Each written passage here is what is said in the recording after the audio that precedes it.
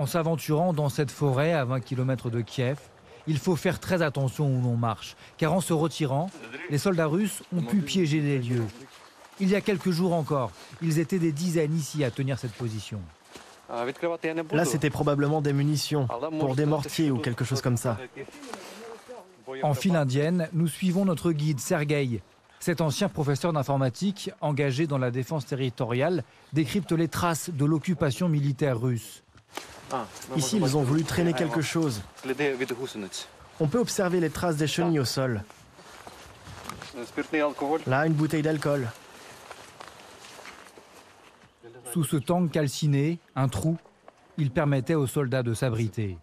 Un peu plus loin, sous les arbres, le campement, jonché de détritus.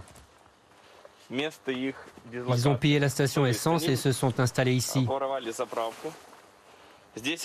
Les arbres les couvrent. Et ça, c'est une ration individuelle d'alimentation russe.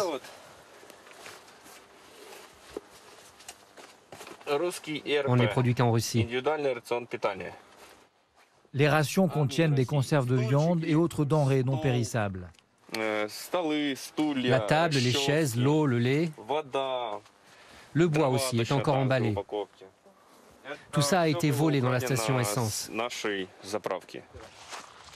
La voici, fracassée par les combats. L'armée du Kremlin a laissé derrière elle des zones dévastées, mais aussi les traces de ces pillages. Sur ces images filmées dans un bureau de poste en Biélorussie, on voit des soldats russes envoyer à leur famille des colis contenant des objets dérobés.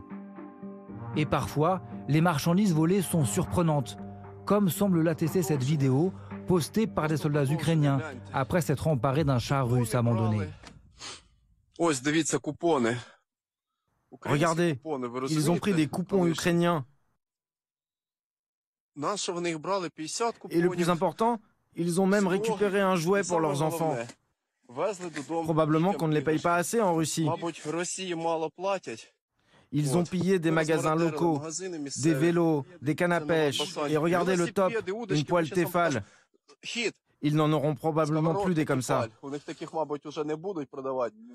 Si ce soldat parvient à manier l'ironie, à Peremoa, c'est la colère qui domine.